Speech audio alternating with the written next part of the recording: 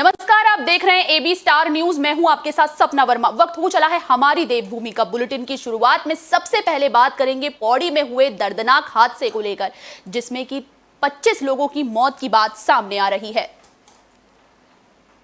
गाड़ियों से भरी थी गाड़ी बारातियों से भरी थी। जश्न का माहौल था, लेकिन तभी रात के अंधेरे में जश्न का माहौल मातम में बदल गया। बारातियों से भरी गाड़ी खाई में जा गिरी और मौके पर चीख पुकार मच गई। रात के अंधेरे में पहले ग्रामीणों ने मोबाइल की फ्लैश लाइट से रेस्क्यू ऑपरेशन चलाकर कुछ जिंदगियां बचाई और फिर एसडीआरएफ की टीम ने भी करीब 2 घंटे बाद मौके पर पहुंचकर रेस्क्यू ऑपरेशन चलाया। मुख्यमंत्री पुष्कर सिंह धामी और पूर्व मुख्यमंत्री रमेश पोखरियाल निशंक सुबह सीएमडी गांव पहुंचे और घटनास्थल पर जाकर हालात का जायजा लिया। बता दें कि सीएम धामी को जैसे ही रात को हादसे की जानकारी मिली थी, उन्होंने मोर्चा संभाल लिया था और वे रात में ही राज्य सचिवालय में राज्य आपातकालीन परिचालन केंद्र पहुंचे। उन्होंने तैनात अधिकारियों से हादसे के बारे में जानकारी ली थी, जिसके बाद सुबह सीएम धामी घटनास्थल पर पहुंचे और हालात का जायजा लिया। उन्होंने कोटद्वार बेस अस्पताल में घायलों से भी मुलाकात की। सीएम धामी ने घायलों को हर संभव मदद का भरोसा दिया। बता दें कि उत्तराखंड सरकार ने हादसे में मृतक लोगों के परिजनों के लिए 2 लाख और घायलों के लिए 50,000 रुपए की घोषणा की है।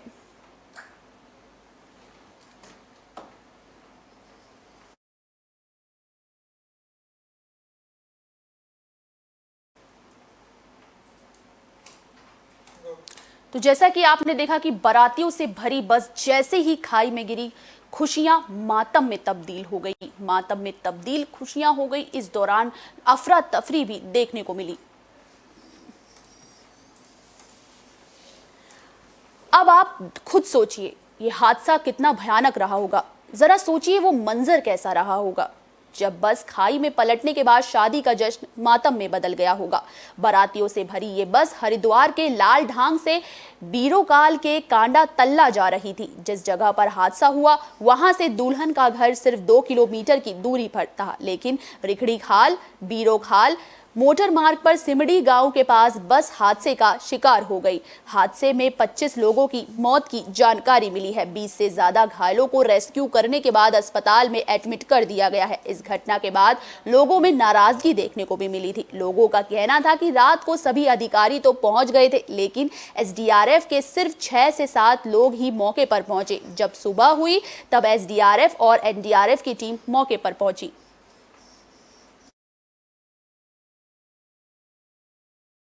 दुखद समाचार अभी प्राप्त हुआ है कि बस जो कोटद्वार से कांडा तल्ला बीरोखाल के लिए जा रही थी, बारात की बस, उस सिमड़ी कांडा के पास नयार नदी में काफी ऊंचाई से गिरी है, जिसमें लगभग 40 से 45 लोग सवार थे। और बताया जा रहा है, मेरी अभी जिस तरीके से एसडीएम जो वहां की लैंसडाउन की एसडीएम है स्मृता परमार जी से बात हुई, उनके अनुसार भी वहां पे स्थिति गंभीर है, लेकिन जो रेस्क्यू टीम्स डीएम पौड़ी ने भेजी है वो पौड़ी से आ रही है और एक रेस्क्यू टीम जो हल्द्वानी की तरफ से आ रही है, दोनों ही पहुंचने वाली है वहां। अभी मुझे 7 बजे खबर मिली है स्थानीय लोगों से कि वहाँ पे एक बस गिर गई जो बारात की थी और उसमें शायद 45 से 50 लोग थे। और मैं भी अभी क्षेत्र में वहीं जा रहा हूँ घटनास्थल पे, और वस्तु स्थिति अभी बाद में पता चलेगी, क्योंकि अभी वहाँ अंधेरा है, जंगल का रास्ता है, और क्योंकि वहाँ अंधेरे की वजह से अभी यथास्थिति का पता नहीं चल पा रहा। पर उसको खोजबीन शुरू किया, उसमें एसडीआरएफ की टीम, पुलिस विभाग की टीम मौके पर खोजबीन शुरू किया और रात भर खोजबीन करने के दौरान हमें जो है उसमें से 20 घायल व्यक्तियों को निकालने में सफलता मिली। उसमें से एक घायल व्यक्ति का अस्पताल में इलाज के दौरान मृत्यु होने की जानकारी प्राप्त हो रही है और बाकी जो शेष यात्री थे उस बस में। जरा सी चूक एक बड़े हादसे का कारण बन सकती है। वो हमने पौड़ी की इस हादसे में देखा, किस तरीके से जो घायल हो गए, उन घायलों को लेकर मुआवजे का भी ऐलान किया गया, तो वहीं पर घायलों को अस्पताल में भर्ती भी कराया गया है। जरा सी चूक हुई और बस गहरी खाई में जा गिरी। हादसे में घायल लोगों को कोटद्वार के बेस अस्पताल में भर्ती कराया गया है, जहां कई लोगों की हालत गंभीर है और डॉक्टर लोगों को बचाने के लिए हर संभव कोशिश कर रहे हैं। अगर स्थानीय लोग हिम्मत न दिखाते तो मरने वालों का आंकड़ा भी बढ़ सकता था। पहाड़ी इलाके में रात के अंधेरे में जिस तरह से लोगों ने हिम्मत दिखाकर कई लोगों को बचाया, उसकी भी तारीफ होनी चाहिए। जो ये हादसा हुआ है, ये ड्राइवर की लापरवाही से हुआ है। कहीं ना कहीं ड्राइवर की लापरवाही थी, क्योंकि तेज़ गति में जो गाड़ी बैंड जो क्रॉस किया, तो बैंड पे अक्सर होता है कि जब गाड़ी तेज़ गति में रहती है तो झोंक मारती है, तो इसी में ये दुर्घटना हुई है। बाकी दुर्घटना का कारण कुछ ऐसा है नहीं कि जो नॉर्मल तरीके से जो दुर्घटना हो सके। बात करेंगे मसूरी की, जहां पर एक बड़ा हादसा होने से टल गया है। बड़ा हादसा हो सकता था मगर ये बच चुका है। मसूरी में एक बड़ा हादसा होने से टल गया है। दरअसल मसूरी लाइब्रेरी बस स्टैंड पर एक बेकाबू बस पहाड़ से टकरा गई। इतना ही नहीं, बस की चपेट में स्कूटी और स्कूल वैन भी आ गई। टक्कर इतनी जबरदस्त थी कि स्कूल वैन और स्कूटी बुरी तरह से क्षतिग्रस्त हो गई। गनीमत ये रही कि हादसे के वक्त स्कूटी और स्कूल वैन में कोई मौजूद नहीं था।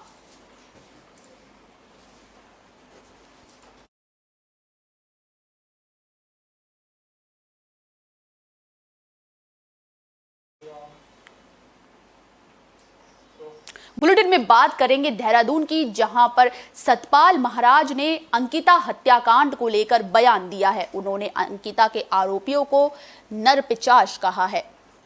बुलेटिन में बात अंकिता हत्याकांड की भी कर लेते हैं। दरअसल अब पर्यटन मंत्री सतपाल महाराज ने राजस्व पुलिस व्यवस्था खत्म करने की पैरवी की है। सतपाल महाराज ने बताया कि उन्होंने भी विभागीय स्तर पर अवैध रूप से चल रहे रिजॉर्ट और होटल का डाटा जमा करने के निर्देश दिए हैं। सतपाल महाराज ने इस दौरान आरोपियों को नरपिशाच बताया और कहा कि दोषियों को फांसी होनी चाहिए।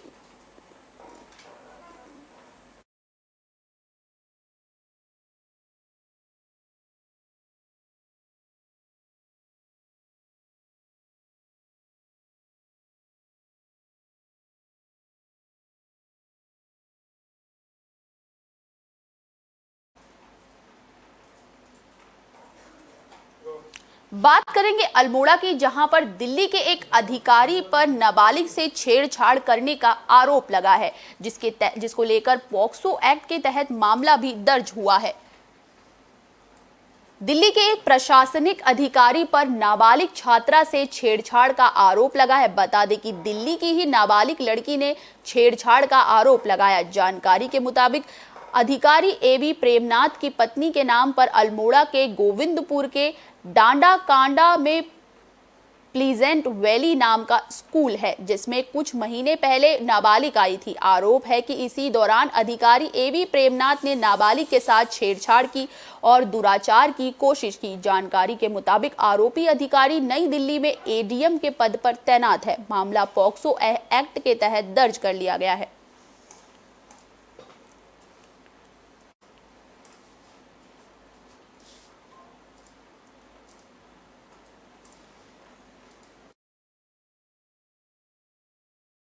कोई दिल्ली की रहने वाली, उनके द्वारा यह अवगत कराया गया था कि वो प्लेजेंट वैली स्कूल में आए थे, जहां उनके साथ कुछ छेड़खानी हुई है, जिस पर एफआईआर प्राप्त होते ही संबंधित राजस्व उपनिरीक्षक द्वारा तत्काल एफआईआर दर्ज की गई। आरोपी इसमें प्लेजेंट वैली के फाउंडर बताए जा रहे हैं, जो दिल्ली में सिविल सर्वेंट हैं। अभी तक इनके 161 के बयान हो गए हैं। और कोई दिल्ली की रहने वाली लड़की हैं 17 साल की, उनके द्वारा यह। बुलेटिन में बात करेंगे अल्मोड़ा की, जहां पर उत्तराखंड एससी आयोग के उपाध्यक्ष पहुंचे। इस दौरान लोगों में उत्साह देखने को मिला।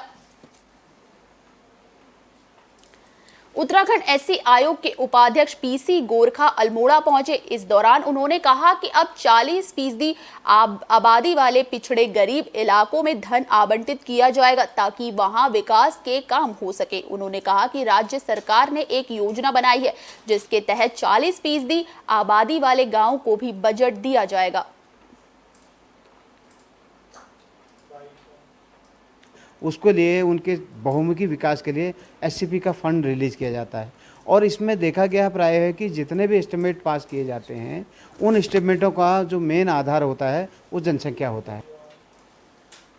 उसके लिए उनके बहुमुखी विकास के लिए एससीपी का फंड रिलीज़ किया जाता है। और इसमें देखा गया प्राय है कि जितने भी एस्टिमेट पास किए जाते हैं, उन एस्टिमेटों का। बुलेटिन में बात करेंगे पंतनगर की, जहां पर मजदूरों की ठेकेदार से बहस हो गई। इस दौरान जमकर बहस देखने को मिली।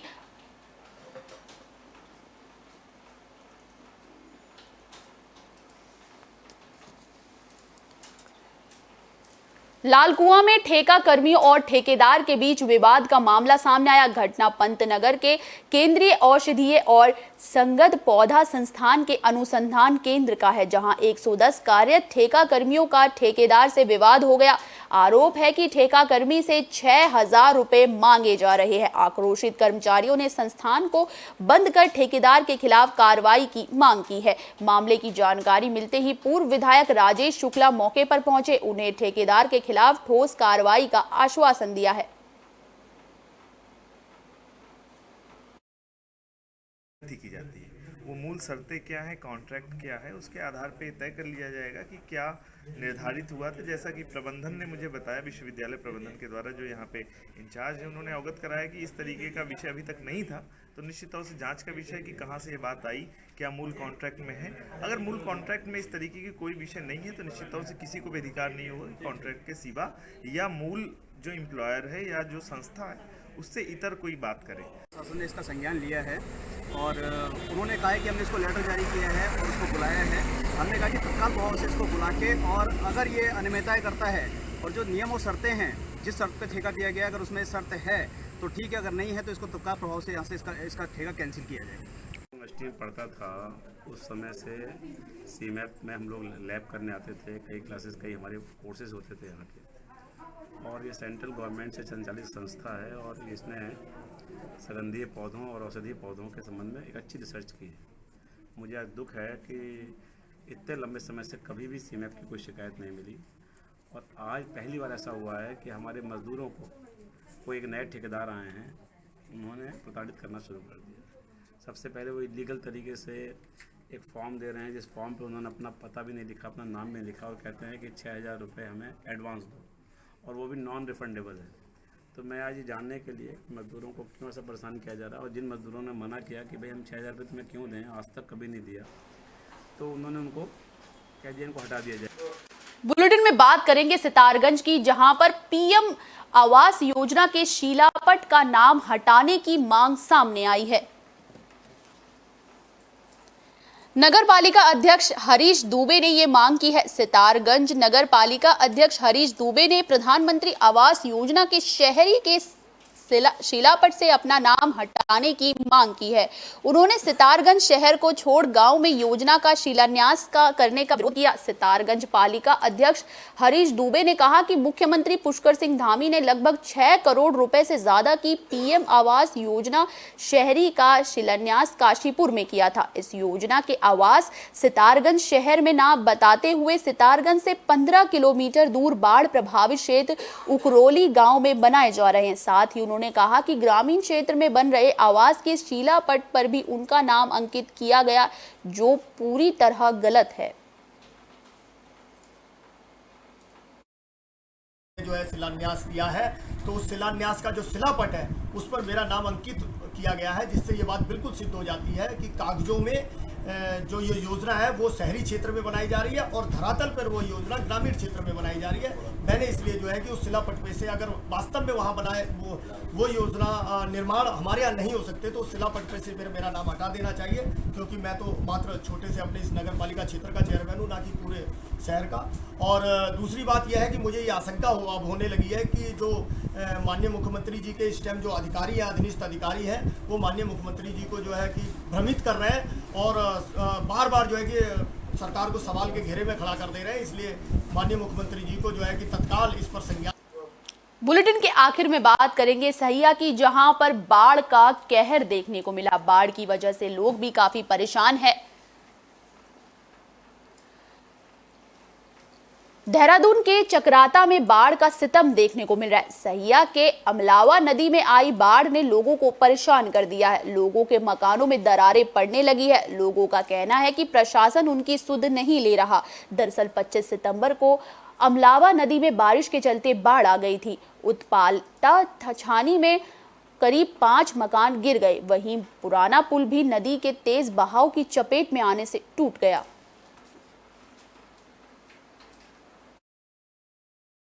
है 20-25 साल पहले के बने हैं।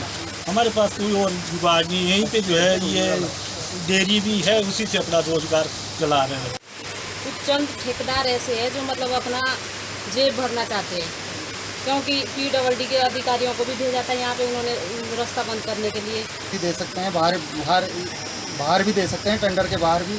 और हम लोगों को जिस दिन 25 तारीख को आपदा आई थी, यहाँ एक बुजुर्ग थे पतालू जी नीचे, तो यहाँ ना पुलिस ने उसको उठाया।